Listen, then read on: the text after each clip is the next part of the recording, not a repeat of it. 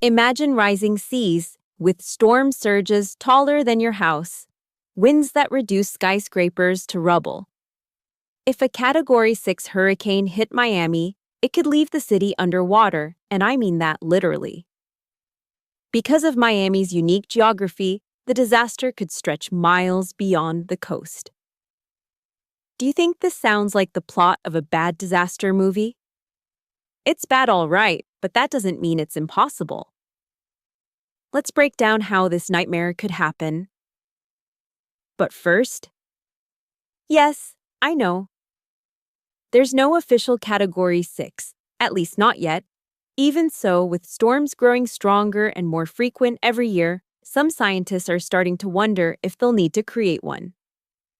So let's treat this as an entertaining mental exercise, and hopefully not tomorrow's weather forecast. Right now, the Saffir-Simpson hurricane wind scale tops out at Category 5, defined as sustained winds over 157 miles per hour. For context, Category 4 starts at 130. That's just a 27-mile-per-hour difference. But a few storms have already blown past that Cat 5 threshold by so much that experts have floated the idea of expanding the scale. Take Hurricane Patricia in 2015. 215-mile-per-hour winds when it hit Mexico's coast, nearly 60 miles per hour beyond the Category 5 minimum. Or Typhoon Haiyan in 2013, with 195-mile-per-hour winds and gusts up to 220. For this video, let's define a hypothetical Category 6 as sustained winds over 190 miles per hour, with 180-degree storm surges of 25 feet or more. And while rare, these numbers have been recorded before. Why is Miami uniquely vulnerable to a superstorm?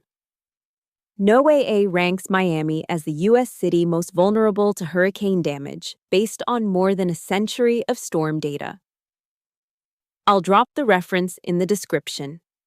And remember, this ranking is for any hurricane, not some superstorm.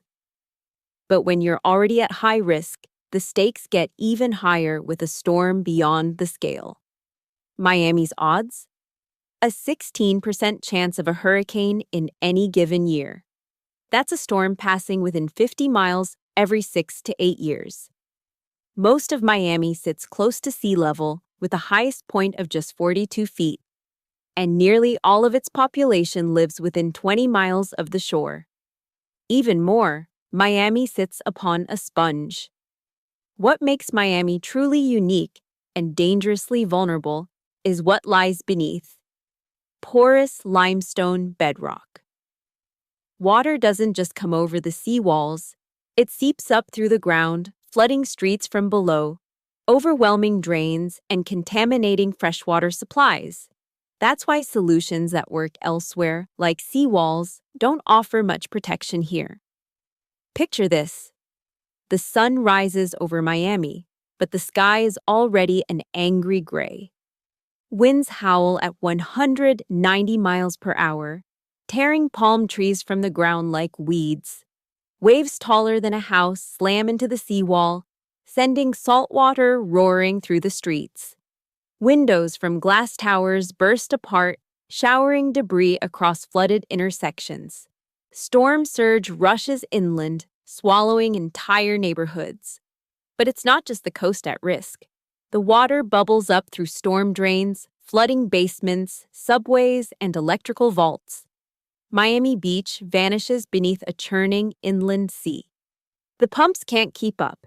Even roads raised in recent years disappear under feet of water. By nightfall, the city is unrecognizable. Power is out. The skyline is broken. And in some places, the floodwater refuses to drain, turning parts of Miami into a permanent lagoon. Is Miami taking steps to protect itself against ecological and physical devastation? Far from being a sitting duck, Miami is investing hundreds of millions of dollars to protect itself. From high-tech stormwater systems to living seawalls, from raised roads to restored wetlands, the city's leaders are blending engineering and ecology to fight back. But they know it's not enough. That's why they're also improving evacuation routes, emergency planning, and public education. Because no amount of concrete or tech can stop a storm of this scale. No, Miami can't get hit by a Category 6 hurricane today because Category 6 doesn't officially exist. But with hotter oceans, rising seas, and intensifying storms, the city is preparing for what might come next. The question is, will it be enough? And will it be soon enough? If you've experienced a superstorm or have ideas for solutions, let us know in the comments. This is a conversation we need to have, not just in Miami, but in coastal cities everywhere. We also appreciate it when you like and subscribe to help support all our voices.